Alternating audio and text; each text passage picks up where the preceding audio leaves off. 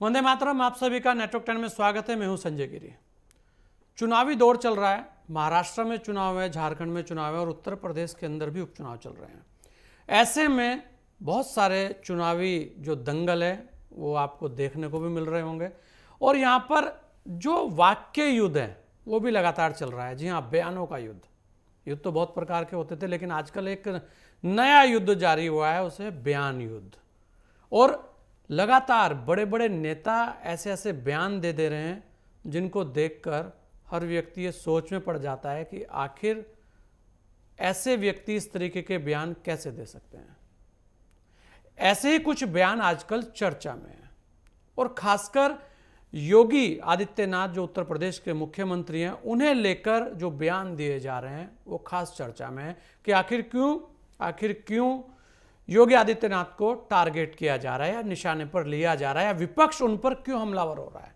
और महाराष्ट्र चुनाव में भी इसकी झलक देखने को मिल रही है कि विपक्ष का हमला लगातार बढ़ता जा रहा है। एक बार सुन लेते हैं कि ये जो हमले हो रहे हैं उस पर हमलावर क्या कह रहे हैं और योगी जी उसका क्या जवाब दे रहे हैं।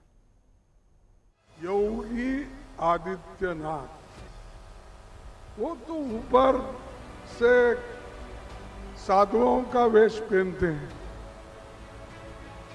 अरे ये मुख में राम और बगल में छुरी कितने दिन चलाएंगे। मैंने उसीलिए परसों बम्बई में मीटिंग हुई थी तो कहा, भाई एक काम करो, दो नहीं कर सकते आप, क्योंकि जो साधु संत होता है वो सबके लिए होता है। बाटो काटो में क्यों जा रहे हैं? हाँ, इधर लोगों को बोलते हैं बटेंगे तो कटेंगे। ये साधु का काम है, नाथ पंथ का काम है। आप एक मठ के एक व्यवस्थापक हो और आप सब संसार छोड़ के क्या बोलते गेरवा कपड़ा डाले हैं, साधु संत बनने के लिए डाले। क्या मोदी के जैसा झूठ बोलने के लिए डाले? मैं पूछता हूं आपको भी, मैं सवाल करता हूं कि ऐसे ऐसे लोग बीजेपी में हैं, अपने घर छोड़ के, मठ छोड़ के अधिकार के लिए अगर हर जगह फिरते हैं, गंदी बात करते हैं और लोगों को सताने की बात करते हैं, और कोई माइनॉरिटीज के लोग हैं, उनका दुकान है, ज्यादा कम कुछ रास्ते में छोटा मोटा आया उसको बुलडोजर लगा देते हैं। मुस्लिम लीग निर्ममता के साथ हिंदुओं को काट रहा था।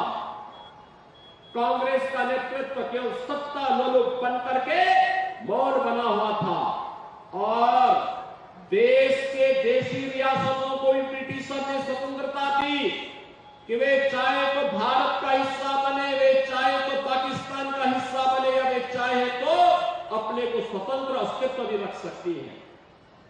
और भारत के अंदर दो ऐसी रियासत थी जिन्होंने अपने को स्वतंत्र रियासत के रूप में स्थापित करने की कुछ ही चेष्टा की थी। एक था जूनागढ़ का नवाब और दूसरा था हैदराबाद का निजाम। बहनों और भाइयों, जब निजाम को लगा, हैदराबाद के निजाम को लगा कि अब मैं बहुत दिनों तक अलग अस्तित्व नहीं बना पाऊंगा, क्योंकि लोक पुरुष सरदार वल्लभ भाई पटेल भारत माता का एक महान सपूत, उस समय भारत का गृह मंत्री था, तो उसने निर्ममता के साथ हिंदुओं का कत्लेआम शुरू करवाया था। बाबा साहब भीमराव अम्बेडकर ने हैदराबाद रियासत के सभी अनुसूचित जाति जनजाति के लोगों का आह्वान किया, हिंदुओं का भी आह्वान किया कि वे लोग वहां पे सुरक्षित नहीं, वे सब महाराष्ट्र की ओर आ जाएं। लेकिन उसी में हैदराबाद रियासत के 3 बारावती गांव भी जलाया गया था, जो श्री मल्लिकार्जुन खड़गे जी का गांव था, जिसमें इनकी माता जी, इनकी चाची और इनकी बहन भी उस निजाम के रजाकारों के द्वारा, निजाम के रजाकारों के द्वारा उन्हें जलाया गया। खड़गे जी सच्चाई को नहीं बोलना चाहते, क्योंकि उन्हें लगता है कि निजाम पे आरोप लगाऊंगा तो मुस्लिम वोट खिसक जाएगा। और इसी पर आज हमारे साथ सभी खास मेहमान जुड़ चुके हैं। हमारे साथ डॉक्टर धनंजय गिरी हैं, बीजेपी के प्रवक्ता हैं। हमारे साथ विकास श्रीवास्तव जी हैं, कांग्रेस के प्रवक्ता हैं। और हमारे साथ रुपेंद्र प्रकाश जी हैं, महामंडलेश्वर हैं हरिद्वार से। आप सभी का बहुत बहुत स्वागत है। मैं सबसे पहले स्वामी जी रुपेंद्र प्रकाश जी आपके पास आ रहा हूं, क्योंकि बात भगवे को लेकर हुई है, बात नाथ पंथ को लेकर भी हुई है, बात यह भी हुई है कि आखिर जो आपने भगवा वस्त्र पहना है उसे लेकर राजनीति क्यों करी जा रही है। उसे लेकर को तो आपको केवल और केवल मंदिर में व्यवस्थाएं देखनी चाहिए या मठों की व्यवस्थाएं देखनी चाहिए। ये सारी चीज़ें आई हैं। दोनों लोगों के बयानों को आपने सुना, क्योंकि खड़गे भी बड़े नेता हैं, राष्ट्रीय अध्यक्ष हैं, जो एक विपक्ष का सबसे बड़ा दल है। तो ऐसे में जब बयान आए, और हाँ, और आप देखेंगे योगी जी ने भी पलटवार किया है और ज़बरदस्त पलटवार किया है।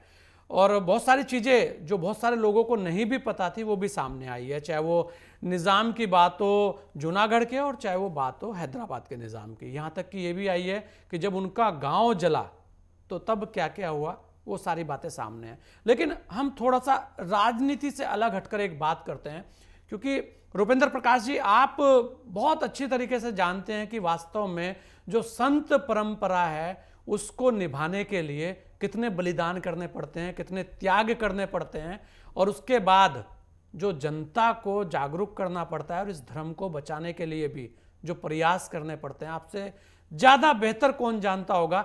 आप इस बयान को कैसे लेते हैं? आपको क्या लगता है कि क्या वास्तव में जो भगवा है उसका जिक्र होना चाहिए, राजनीति की बात होनी चाहिए? राजनीति करिए, एज ए मुख्यमंत्री आप कुछ भी बोलिए, लेकिन यहां ये बात हो रही है, इस बात पर चर्चा हो रही है कि आखिर क्यों नाथ संप्रदाय की बात हुई है, आखिर क्यों एक जो बात हुई है भगवे को लेकर हुई है। संजय जी, भाजपा के मुख्यमंत्री है योगी आदित्यनाथ जी उत्तर प्रदेश के। वो एक नाथ संप्रदाय से आते हैं, सन्यासी परंपरा के हैं। जिस प्रकार से राष्ट्रीय अध्यक्ष कांग्रेस खड़गे जी ने भगवा पर वार किया है, ये एक प्रकार से सनातन धर्म पर वार है। और भगवा कोई भाजपा या जनसंघ के समय से प्रारंभ नहीं हुआ, ये अनादिकाल से हमारे ऋषि परंपरा और सन्यास परंपरा चली आ रही है। और 50 वर्षों तक कांग्रेस का शासन रहा इस देश में।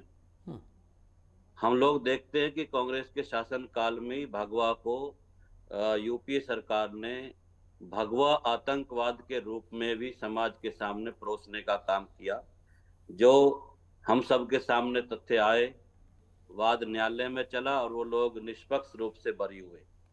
तो इस भगवे पर प्रहार करने का तात्पर्य है कि एक प्रकार से सनातन धर्म पर वार करना। ठीक है, योगी आदित्यनाथ राजनीति में हैं, वो राजनीति में होते हुए भी उन्होंने संन्यास धर्म का पालन किया है।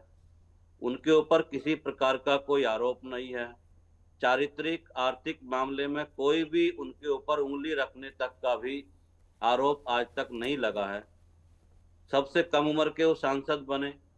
तो एक व्यक्ति की राजनीति में जाने से इतना बड़ा बवाल और पूरे सनातन धर्म को कटघरे में खड़ा करने का मतलब है कि जो बहुसंख्यक हिंदू समाज है, जिसका प्रतिनिधित्व संत करते हैं, और संत समाज सदियों से, अनादिकाल से, चाहे वो मुगलों का समय हो चाहे वो अंग्रेजों का समय हो, उन्होंने अपनी परंपराओं को निभाया है, उन कर्तव्यों का पालन किया है, समाज को एक दिशा और दशा दिखाने का काम किया है। और एक सन्यासी का जीवन, अपना घर परिवार त्याग कर सारा जीवन राष्ट्र, समाज और धर्म के लिए समर्पित होना, और उसके ऊपर इस प्रकार की राजनीति होना, ये इस देश में एक दुर्भाग्य है।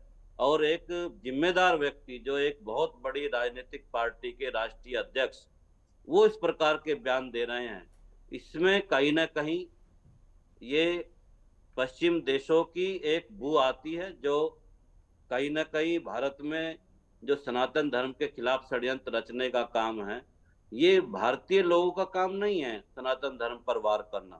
कांग्रेस पार्टी एक बहुत बड़ी पार्टी है जिन्होंने इस देश में लंबे समय शासन किया। जब इनकी सरकार आई तो इन्होंने मठ मंदिरों का अधिग्रहण करने का काम किया और उसके बाद भगवा आतंकवाद के रूप में सब संतों को एक ऐसी श्रेणी में लाने का प्रयास किया। ये इन सब को सार्वजनिक रूप से समाज से क्षमा मांगनी चाहिए। ये सनातन धर्म अच्छा स्वामी जी, ये कहा जा रहा है कि भगवा पहनने के बाद आपको राजनीति नहीं करनी चाहिए। ऐसा कहाँ लिखा हुआ है? वो कह रहे हैं, कांग्रेस कह रही है कि क्योंकि अब आपने जब भगवा धारण कर लिया तो आपको राजनीति नहीं करनी चाहिए, आपको जन सेवा करनी चाहिए। संतों को कि संतों को किस दिशा में जाना चाहिए, क्या करना चाहिए। अब कुंभ आ रहा है, कुंभ में आप स्नान करने के लिए, राजनीति करने के लिए अगर उत्तर प्रदेश के मुख्यमंत्री वहां कुंभ का आयोजन करा रहे हैं तो उस पर राजनीति करेंगे। आप इस प्रकार से सनातन धर्म को घेरने का काम बंद करें। और कहीं भी ऐसा नहीं है कि संत राजनीति में नहीं जा सकते। हमारे हरिद्वार के ही कांग्रेस के एक बड़े नेता अभी सोनीपत से संत बने, संत सांसद बने, सतपाल ब्रह्मचारी। वो तो मैं उनके पास जाऊंगा, हाँ वो बिल्कुल है, मैं विकास जी से पूछूंगा जरूर, वो बहुत सारी चीजें हैं अभी तो। पर स्वामी जी, क्योंकि ये कहा जा रहा है, जिस बात को लेकर बात हुई है कि अगर भगवा धारण कर लिया तो राजनीति नहीं कर सकते आपको, फिर राजनीति नहीं करनी चाहिए आपको। एक अच्छा डॉक्टर, एक अच्छा टीचर, एक अच्छा व्यवसायिक व्यक्ति जब राजनीति में जा सकता है तो संत राजनीति में क्यों नहीं जा सकता? संतों से डर लगता है। प्रत्येक फील्ड का व्यक्ति अपनी फील्ड के बाद वो राजनीति में आता है अगर, तो उसकी योग्यता क्षमता का सदुपयोग अगर समाज के लिए होता है। राजनीति क्या व्यवसायीकरण के लिए है? राजनीति तो समाज के सुधार के लिए है। योगी आदित्यनाथ उत्तर प्रदेश के मुख्यमंत्री, एक सफल मुख्यमंत्री हुए हैं। मुझे नहीं लगता इतनी लोकप्रियता किसी मुख्यमंत्री की इस देश में हुई हो। तो एक उदाहरण है ये समाज के लिए।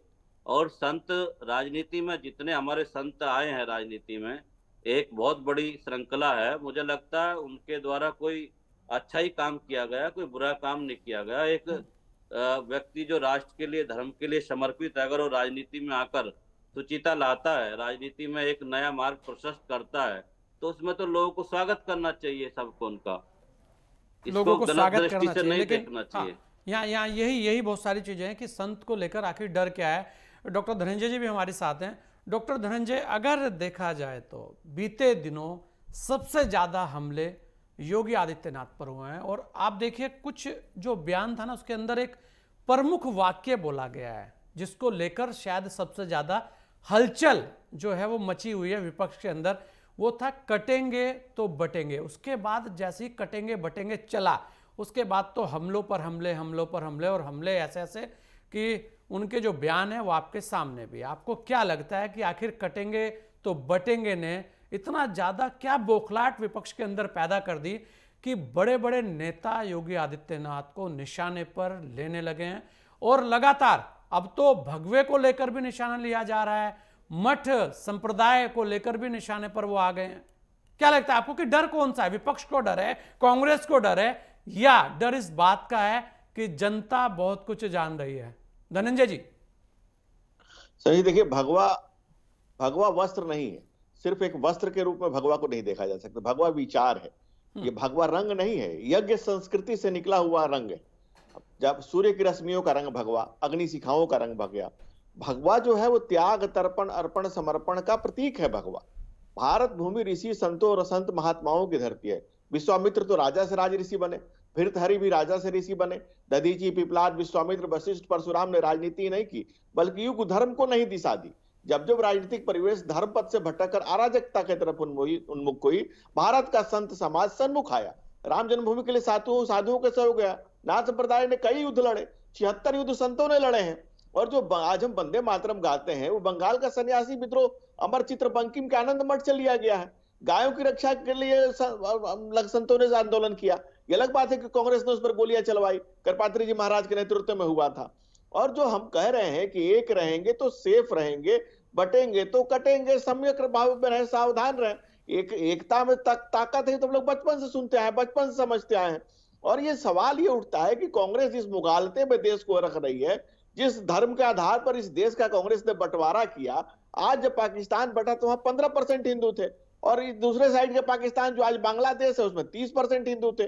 15% 1.5% हो गए, 30% 7.5% हो गए। कत्ल गारत का जो माहौल है रोज चल रहा है और ये लगातार चल रहा है। कभी हमसे अलग हुआ अफगानिस्तान 1905 में, 7वीं शताब्दी में वहां 40% हिंदू, 50% बौद्ध और सिर्फ 7% आक्रांता है। आज वहां खोजने से ना बौद्ध मिलेंगे ना हिंदू मिलेंगे। बुद्ध की दुनिया की सबसे विशाल प्रतिमाएं बामियान में थी, जिसको वाहियात लोगों ने तोड़ दिया। ये वाहियात लोग कौन है और कब कब कितना कितना कहां कहां किसने काटा, ही तो खुद लिख रहे हैं। मोहम्मद बिन कासिम ने 50,000 हिंदू मारे, ये तारीख फरिश्ता किताब में लिखा हुआ है, जिसको मोहम्मद कासिम फरिश्ता ने खुद ही लिखी है। मोहम्मद गजनी ने 1001 से 1026 के बीच में 2 लाख हिंदू मारे, तारीख फरिश्ता में मोहम्मद कासिम फरिश्ता ने खुद लिखी हुई है। मोहम्मद गोरी ने 1173 से 1224 तक 1 लाख हिंदू मारे, किताब का रेफरेंस है तारीख फरिश्ता। तैमूर ने खुद लिखा है कि मैंने 2 लाख हिंदू मारे और 2.6 मिलियन हिंदुओं को कन्वर्ट किया, ये उसने अपनी आत्मकथा में लिखा हुआ है। मसीरे आलमगिरी में साकी मोहम्मद खान ने लिखा है कि 4.6 मिलियन हिंदू मारे और 2.6 मिलियन को हमने कन्वर्ट किया। तो जिन लोगों ने खुद कत्लो गारत किया, खुद मारा, खुद लिखा है, डॉक्यूमेंटेड है, अपने ही लिखा है, किसी और की जरूरत नहीं है। कांग्रेस क्या चाहती है, किस मुगालते में रखना चाहती है, मुल्क को किस ओर ले जाना चाहती है? चंद वोटों की खातिर किसके आप चरणों में गिर रहे हैं? कहां देश को लेके जा रहे हैं? क्या चाहते हैं आप मुल्क के साथ? कांग्रेस जो करना चाह रही है आने वाली पीढ़ियां माफ नहीं करेगी। कांग्रेस के पीछे भी जो कार्य हुए हैं वो इस देश की जनता जान रही है। और खास करके आप उलेमा लोगों ने एक लिस्ट थमाई कांग्रेस को, और आप कह रहे हैं कि साधु संत का वहां होना ठीक नहीं है मुख्यमंत्री के तौर पे। तो क्या मौलाना का भारत का पहला शिक्षा मंत्री होना ठीक है? यानी कि आप चाहते क्या हैं? आप आंशिक तौर पे मुस्लिम राष्ट्र बनाकर रखे हुए इस देश को, और उलेमाओं के शर्तों के सामने संत होना आसान तो नहीं है। जब साधुता व्यक्ति लाता है तो साधु कहलाता है। अपने वृत्तियों का सम्यक न्यास कर कोई संत बनता है, संत अनंत महिमा का पात्र होता है। लेकिन आपको तो मौलाना, मौलवियों, मुफ्तियों के हाथ में पूरा मुल्क सौंपना है। समस्या यह है कि कुल्हाड़ी में लकड़ी का हिस्सा ना होता तो जंगल के कटने का किस्सा ना होता। अगर ये कांग्रेस ना होती तो ये धर्म जाति के नाम पर हिंदुओं को बांटना और धर्म के नाम पर सहलाना, ये जो कांग्रेस की नीति रीति नहीं है, इसने इस देश का बहुत नुकसान किया है। और आने वाली धनंजय जी, एक चीज हो रहा है, बटोगे तो कटोगे, इस नारे को लेकर सब बोल रहे हैं। क्या एक रहोगे नेक रहोगे, क्या किसी धर्म विशेष का नाम लिया है योगी जी ने? यह भी तो हो सकता है पूरे देश को वो कह रहे हो कि आप एक रहोगे तो देश से बाहरी ताकतें आपको नहीं काट सकती, देश से बाहरी ताकतें आपसे नहीं लड़ सकती। तो उसे उस दृष्टि से ना देखकर उसे राजनीतिक दृष्टि से देखना कि यहीं के धर्म के लोगों को बांटने की बात कर दी गई है। यह कहा गया है कि विशेष समुदाय के लिए बोला जा रहा है। देखिए ऐसा है ना कि ये संस्कृति का फर्क है, सभ्यताओं का फर्क है। हाँ। अगर स्वामी जी को आप कहें, स्वामी जी कहेंगे बम बम, तो लोग कहेंगे हरा हरा बम बम। और अगर आप किसी को टोपी दाढ़ी लगा करके बैठा दीजिए वो बम बम कहेंगे तो लोग वहीं स्टूडियो छोड़ के भाग जाएंगे। तो ये अलग अलग संस्कृतियों की बात है, अलग अलग सोच की बात है। जो जो सोचता है, जिसके यहाँ कहा आप लड्डू बांट करके त्योहार मनाते हैं, कोई काट करके त्योहार मनाता है, तो जो जिसकी वृत्ति है वैसा सोचता है। भारी उनका हम तो कह रहे हैं कि सबके पुरखे एक हैं। कहो रहीम कैसे हो केर बेर के संग, हम तो लिप्टन चाहते हैं तुम फाड़त हो अंग। बताइए हिंदुस्तान की मूल भावना क्या है? हिंदू का स्थान। अगर यहाँ के हमारे मुस्लिम भाई भी कहीं बाहर जाएंगे, हज करने जाएंगे, कुछ करने जाएंगे, तो क्या कहेगा कि हिंदुस्तान से आया है। आप बताइए जर्मनी बिना जर्मन लोगों के कैसे रहेगा? रशिया बिना रशियन लोगों के कैसे रहेगा? फ्रेंच बिना फ्रेंच लोगों कैसे रहेगा? जर्मनी बिना जर्मन के कैसे रहेगा? उसी तरह से हिंदुस्तान की इस विराट संस्कृति की परिकल्पना आप हिंदुओं के बिना कैसे कर सकते हैं? और हिंदुत्व के बेस में सेक्युलरिज्म है। और जो लोग अपनी संस्कृति से कट गए, जो बट गए, वो कट गए। और ऐसा हुआ है भाई, भारत तो एक कोई इतना छोटा तो नहीं था, 1 दर्जन देश हमसे अलग हुए हैं। और ये हिस्टोरिकल फैक्ट है कि जब जब जहां जहां हिंदू घटा है तब तब वहां वहां देश बटा है। और इसको ऐतिहासिक सत्य को देखिए, ऐतिहासिक ये तथ्य है। आंखें मूंद लेने से सूर्य का प्रकाश बंद हो जाए ऐसा तो नहीं हो सकता है, सूर्य अपने समय पर उगेगा। लेकिन कांग्रेस की जो मक्कारी देखिए कि मौलाना को देश का शिक्षा मंत्री होना चाहिए, उलेमाओं की शर्तों पर देश चलना चाहिए, प्रदेश की कानून व्यवस्था बदल जानी चाहिए, और मुस्लिम आरक्षण की आग में आज राष्ट्र और महाराष्ट्र सब कुछ जल रहा है। बाबा साहब डॉक्टर भीमराव अंबेडकर ने जिस दलित, पीड़ित, शोषित, वंचितों को उनका हक दिलाने के लिए आरक्षण दिया, कांग्रेस आज उसकी हकमारी कर रही है, उस पर डाका डाल रही है। आप बेशक सोने की थाली में मुसलमानों को परोसिए, लेकिन दलितों का हक तो मत छीनिए, ओबीसी पिछड़ों का हक तो मत मारिए। पिछड़ों और दलितों के हक पर जो हकमारी कर रहे हैं, बाबा साहब के मूल संविधान से जो आप छेड़छाड़ अच्छा कर धनंजय रहे जी, हैं, दिक्कत इसको क्या है? मुल्क माफ अगर नहीं अगर करेगा। भगवा राजनीति कर रहा है तो दिक्कत कहां लगती है आपको? क्या लगता है कि कांग्रेस को भगवा राजनीति से यह दिक्कत है, देखिए पंडित या नेहरू ने केवल कहा और था केवल योगी जी से दिक्कत है? नहीं, उनको पूरा सनातन संस्कृति से दिक्कत है। 2024 के चुनाव के पहले तो प्रियांक खड़गे ने खुद कहा था और मल्लिकार्जुन खड़गे ने उसको इंडोर्स किया था कि अगर मोदी जी जीत जाएंगे तो सनातन संस्कृति का राज्य आ जाएगा। सनातन संस्कृति से कांग्रेस को दिक्कत है। पूरी इंडी अलायंस को देखिए तो कहते हैं सनातन धर्म डेंगू है, मलेरिया है, रिडक्शन ऑफ हिंदू धर्म से लेकर के तमाम जो एजेंडा चल रहे हैं। जारकीहोली ने कहा था हिंदू धर्म गंदा है, उनको रिवार्ड में मंत्री बना दिया गया बेंगलोर में। तो ये जो सिस्टम है जो चला आ रहा है, जो पंडित नेहरू के जमाने से चला आ रहा है, जो उन्होंने कहा था I am an accidental Hindu, उसी तरह से अगर राहुल गांधी को देखिए तो कहते हैं जातिगत जनगणना कराएंगे, और कोई पूछेगा तो अपनी जाति क्या बताएंगे? वंश बदल गई, जात बदल गई, अब आया है गोत्र, दादा लेटे इलाहाबाद के कब्र में, आज जनेऊ पहने पौत्र। तो ये पीढ़ियां सब देख रही है, माफ नहीं करने जा रही है। जो मुनाफत मक्कारी इस मुल्क के साथ कांग्रेस की लगातार चल रही है, वो इस देश की आम जन बड़े अच्छे से देख रहे हैं। और वो जमाना चला गया जब पसीना गुलाब होता था। अब इस देश का आम जनमानस, आम युवा, आने वाली पीढ़ियां, भविष्य का भारत के भवितव्य का जो लालित्य है वो निखर रहा है। सूर्य की रश्मियों का रंग निकल रहा है और भगवा रंग गगन में लहरता है। भगवा हमारा, जब सूर्य भगवान सुबह निकलते हैं तो भगवा गगन में लहरता है। और वाजपेयी जी के शब्दों में कहें तो भगवा है पद्मिनी के जौहर की ज्वाला। भगवा ऐसे नहीं पहना जाता है। बहुत त्याग, तपस्या, तर्पण, अर्पण, समर्पण, जीवन का बलिदान करके स्व का अंत करने वाला संत होता है। स्वयं को साधता है तो साधुता लाता है। इस महान और विराट संस्कृति को समझने में कांग्रेस को कभी कभी कितने जन्म लेने पड़ेंगे, विकास जी, इस संस्कृति को समझने के लिए बहुत जन्म लेने पड़ेंगे। लेकिन यहाँ बहुत सारी चीजें हैं कि आखिर भगवे को लेकर बात हुई है। आपने कहा है, आपके बड़े नेता ने कहा है कि भाई अगर आपने भगवा धारण कर लिया है तो आपको राजनीति नहीं करनी चाहिए। तो विवेक भाई, क्योंकि बहुत सारे संत आपकी पार्टी से भी रहे हैं, अभी भी हैं, कुछ सांसद भी बने हैं, बहुत सारे लोग हैं। ऐसा नहीं है कि आपके यहाँ संत समाज की जो उपस्थिति है वो ना के बराबर है। उसके बाद भी अगर भगवे को लेकर बात हो या किसी संप्रदाय को लेकर बात हो या नाथ संप्रदाय की बात हो तो वो कहाँ तक जायज है? कैसे देखते हैं आप? और क्यों कटेंगे तो बटेंगे से ये लगता है आपको कि ये केवल एक जाति, धर्म, संप्रदाय के लिए किया गई बात है? संजय जी, मैं बीच में चाहूंगा कि कोई पैनलिस्ट इंटरप्ट ना करे। नहीं करेंगे, आपने नहीं किया, वो भी नहीं करेंगे। बोलिए, आप आपका जवाब जरूर लूंगा धनंजय जी से। हाँ बोलिए। मैं आपके सवाल का जवाब और आपके दर्शकों का ध्यान दो बातों की ओर आकृष्ट कराना चाहता हूं। धर्म की राजनीति तो इस लोकसभा चुनाव में जो पिछला बीता है इसने पूरी तरीके से समाप्त कर दिया है। दूसरा, इसका सबसे ताजा उदाहरण है अयोध्या में कांग्रेस समर्थित जो इंडिया गठबंधन से अलायंस थे, दलित नेता अवधेश प्रसाद जी को बहुत अच्छे मार्जिन से जिताया गया। और मुझे लगता है धर्म आधारित राजनीति करने वाले जितने भी लोकसभा क्षेत्र थे जहां पर भाजपा सोच रही थी कि हम जीतेंगे, 99.99% वो इंडिया गठबंधन के हाथ में है वो सीटें। तो ये स्पष्ट है कि इस देश में से धर्म की आधारित राजनीति जो भाजपा की ऊर्जा बन रही थी वो पूरी तरीके से समाप्त हो गई और भाजपा का अध्याय इसी राजनीति से समाप्त हो चुका है। दूसरा सुनिए, दूसरा ये कि सुप्रीम कोर्ट का भी एक फैसला आया कि बुलडोजर जो है संविधान के विपरीत है। जो भी इस तरीके की कार्रवाई करता है, जो सरकार इस तरीके की कार्रवाई करती है, उसको सुप्रीम कोर्ट करने की इजाजत नहीं देती है, यह असंवैधानिक है। जो हमारे उत्तर प्रदेश के मुख्यमंत्री योगी आदित्यनाथ जी जो संत हैं, जिनकी क्षमता और विपरीत जाता है एज ए मुख्यमंत्री, उनकी योग्यता, उनकी क्षमता के बिल्कुल विपरीत ये कदम है जिसको सुप्रीम कोर्ट ने माना है। ये मैं या कांग्रेस पार्टी नहीं कह रही है। दूसरा, जो लोग हमको धर्म और सनातन धर्म की बात बता रहे हैं, और जो इस समाज में सबसे पहले यह स्पष्ट करे भारतीय जनता पार्टी और आरएसएस के लोग अति पिछड़े, दलित और आदिवासी हिंदू धर्म के हैं या नहीं।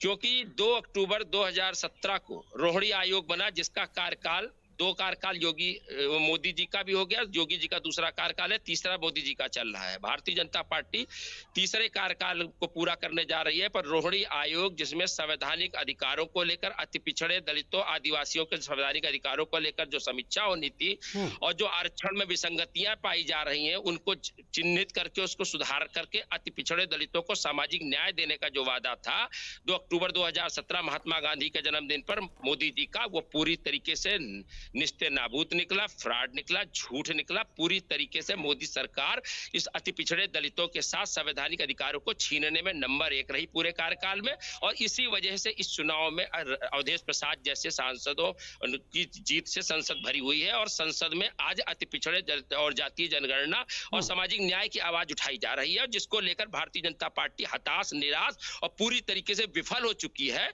इसलिए आज वो धर्म जाति की बात करती है और भगवा को अपमानित करती है। हिंदू धर्म के करोड़ों करोड़ों हिंदुओं की जनभावना के स्वाभिमान सम्मान के साथ कुठाराघात करती है, क्योंकि जहां रोटी बेटी का रिश्ता नहीं हो, जहां जातीय व्यवस्था हो और उसको लेकर भारतीय जनता पार्टी जातीय समीकरणों को लेकर के चुनाव लड़ती हो, इस देश के अंदर धर्म और जाति के नाम पर नफरत, विकरण, बंटवारे की षड्यंत्र करती हो।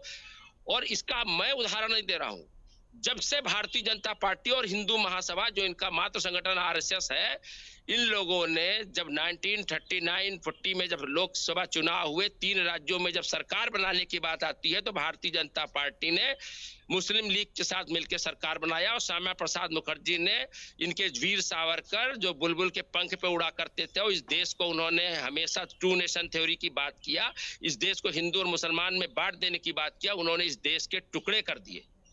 पर हमारी कांग्रेस पार्टी की क्रांतिकारी दुर्गा नेता, जिनको अटल जी जैसे सम्मानित नेताओं ने दुर्गा का उपाधि दिया, उन्होंने इस देश की अस्मिता को, इस देश की एकता अखंडता को बचाए रखा। और कांग्रेस पार्टी के जितने भी शासक नेता हुए इस देश के अंदर, उन्होंने अपनी इस देश की एकता और अखंडता के लिए शहादत दिया, और इस देश को अगर वैश्विक स्तर पर नंबर 1 पर पहुंचाया है वो तो आदरणीय मनमोहन सिंह और सोनिया गांधी जैसा वो नेता है जिसने इस देश के अंदर जाति धर्म नफरत की, विघटन की, बंटवारे की राजनीति को 2014 में खत्म कर दिया। और 10 साल ये भारतीय जनता पार्टी अपने नफरत विघटन का जो एजेंडा लेकर आई थी, निस्ते नाबूद हो गई। और आज आदरणीय विवेक भाई, विवेक भाई, ये भाषण हो गया। विवेक भाई, आपसे एक सवाल का जवाब ले रहा हूँ। विवेक भाई सुनिए, मैं जो सवाल किया था आपके पास आ रहा हूँ और फिर धनंजय जी के पास भी आऊंगा आपका जवाब लेना। मैं ये कह रहा हूँ कि आपके बड़े नेता ने कहा कि भगवा पहनने के बाद राजनीति नहीं करनी चाहिए। विकास भाई, नफरत की, विघटन की राजनीति को फिर से उठाना चाहता है। विकास भाई आप सुन तो लीजिए, मैं कह रहा हूं विकास भाई सुन तो लीजिए। कांग्रेस भाषण करा नहीं रही। विकास भाई मैं ये कह रहा हूं, आप सुन तो लीजिए। मैं ये कह रहा हूं कि आपके राष्ट्रीय अध्यक्ष ने कहा है कि भगवा पहनने के बाद आपको राजनीति करने का कोई हक नहीं है, आपको अपने मठ की व्यवस्थाओं को संभालना चाहिए। उनका मंतव्य जो है पूरा देश जानता है। हाँ, और इसको आपके माध्यम से आपके जनमानस को भी स्पष्ट कर देना चाहता हूं। हाँ, थोड़ा कर दीजिए, मैं धनंजय जी से जवाब ले लूंगा जी। बहुत ही पवित्र है और हिंदू धर्म उससे भी ज्यादा पवित्र और सबसे शानदार धर्म है, जिसमें सबको लेके चलने की क्षमता है, अखंडता में एकता का प्रतीक है, और इस देश में प्रेम बंधुत्व के लिए हिंदुत्व पहचाना जाता है। और जो लोग भगवा का नाम का अंग पहनकर, भगवान का नाम लेकर इस देश में नफरत, विघटन और घटियापन की राजनीति करते हैं, जुमलेबाजी की राजनीति करते हैं, उनको देश से अपने आप को अलग कर देना चाहिए, क्योंकि वो सार्वजनिक जीवन और सत्ता में बैठने का अधिकार उनको नहीं होना चाहिए। ये हमारे राष्ट्रीय अध्यक्ष आदरणीय मल्लिकार्जुन खड़गे जी का कहना है। एक दल जब नफरत विघटन की आग इन्होंने 1939 में लगाई थी, उसी आग में जूनागढ़ के उस आग जो नफरत की, जो विघटन की जो राजनीति थी, उसी में मल्लिकार्जुन खड़गे जी का परिवार जला है। इसलिए उनको पता है नफरत विघटन बंटवारा क्या होता है। राहुल गांधी के पिता ने, उनकी दादी ने नफरत विघटन बंटवारे की राजनीति में अपने आप को शहीद किया इस देश की एकता को बचाए रखने के लिए। उनको पता है। और ये लोग जो छिछली राजनीति करते हैं और चाहते हैं कि अंगूठा या कलर से हम अपने देश को बांट दें और धर्म जाति नफरत के नाम पर सांसदों की संख्या बढ़ाकर इस देश के अंदर गंदा घटिया काम करें और देश के लोगों को बांटने का काम करे, इस देश को अरे वैश्विक भैया स्तर पर भाषण कमजोर चलिए मत चलिए करो। मैं ले लेता हूँ धनंजय जी। किसी रुपेंद्र तरह प्रकाश जी, पानी पहले खा तो आप रहे हो। बता दीजिए, क्योंकि उन्होंने कहा कि बेशर्मी दिखाई पड़ रही है कांग्रेस चैनलों के माध्यम पास भी बहुत सारे संत हैं, लेकिन वो आज भी उस पर बच रहे हैं। रुपेंद्र जी, एक लाइन में अपना जवाब कांग्रेस के जो प्रवक्ता हैं विकास भाई, उनको दे देखिए, हमारे दीजिए, आपका कांग्रेस क्या कहना है प्रवक्ता जी? जी को मुझे लगता है कांग्रेस कहीं भाषण नहीं करा रही है, वो आपके चैनल के माध्यम से अपना गला साफ करने का जो प्रयास कर रहे हैं, ये बिल्कुल बेबुनियाद बातें कर रहे हैं, तथ्य विहीन बातें कर रहे हैं। सीधे सीधे वो भगवा पर राष्ट्रीय अध्यक्ष प्रहार कर रहे हैं और ये उनका बचाव कर रहे हैं। सनातन धर्म ऐसे समाप्त होने वाला नहीं है। चलिए ऐसे जी। षड्यंत्रों से, ऐसे बयानबाजियों से हिंदू समाज अभी संगठित है, सुरक्षित है। चलिए धनंजय जी, इस प्रकार की धनंजय जी जवाब बयानबाजी दीजिए, कुछ राष्ट्रीय आरोप अध्यक्ष लगाए हैं को विकास जी ने। सार्वजनिक रूप से माफी मांगनी चाहिए हिंदुओं को। निंदा डॉक्टर धनंजय जी जवाब दीजिए। संजय जी, विकास जी को तो हम लोगों ने बहुत ध्यान से सुना और बहुत सभ्यता की बात की उन्होंने आते समय कि मेरे बीच में कोई ना बोले, कोई नहीं बोला। फिर जब संत बोल रहे हैं तो फिर थोड़ा सुनने का भी धैर्य रखिए। संत बोल रहे हैं, आप बीच में बड़बड़ाए जा रहे हैं। थोड़ा चलिए बड़बड़ा जरा क्यों रहे हैं? जवाब हड़बड़ा दीजिए, क्यों रहे हैं? विकास जी सुन लीजिए। हाँ नहीं बोल सकता। हाँ ऐसी बोलिए। भाषा बोलने वाला व्यक्ति राजनीतिक माना जाएगा, उसको संत नहीं माना जा सकता। संत का चोला पहन के नहीं, संत नहीं संतों का माना जाता है। सर्टिफिकेट संत कांग्रेस हमने देगी तो क्या? योगी हाँ। आदित्यनाथ जी के बारे में सारी टिप्पणी वोट कर इकट्ठे दी, हो गए ये थे कांग्रेस महामंडलेश्वर का में। नाम बिल्कुल लिखे ही हुए अकल नहीं हैं, रही जबकि किसी को। जितने भी शंकराचार्य हैं उन्होंने योगी आदित्यनाथ जी के इस बयान की कड़ी निंदा की है। किस बयान की?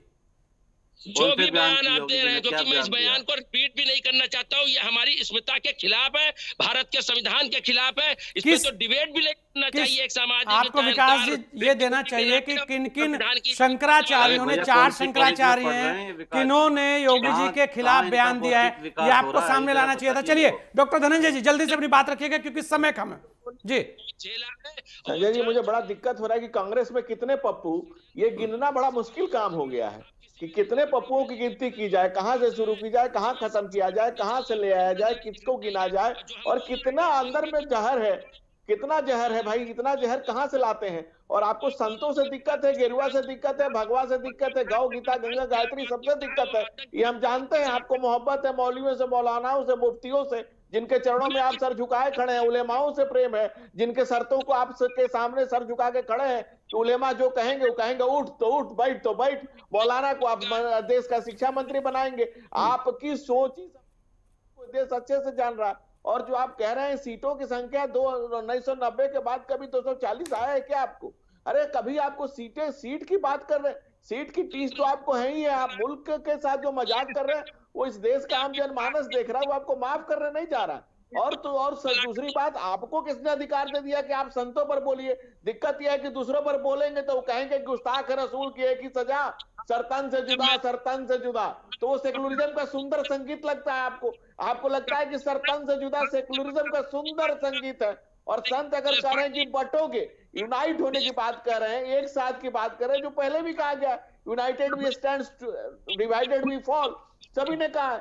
तो ये कोई नई बात नहीं कही जा रही है। दूसरी बात, जो आपके भीतर जहर है वो समझ में आ रहा है कि हिंदुओं पर आपका जो जहर है वो हिंदुओं के लिए कहर है, और कांग्रेस ये कहर है। इस बात को इस देश का आम जनमानस देखिए क्या स्थिति है विकास जी की, क्या स्थिति है, कितना जहर है, कितना। अब रजाकारों ने जलाया था, रजाकारों ने उनका घर परिवार को जलाया था, ऐसा योगी जी ने पब्लिकली कहा है। और वो बेचारे मुंह छुपाए फिर रहे हैं कि रजाकारों का नाम लेंगे तो धर्म विशेष के, शांति प्रिय धर्म के लोग उनको वोट नहीं करेंगे। तो शांति प्रिय धर्म के लोगों को खुश करने के लिए वो नहीं बता रहे हैं कि रजाकारों की सेना ने उनके परिवार को जलाया था।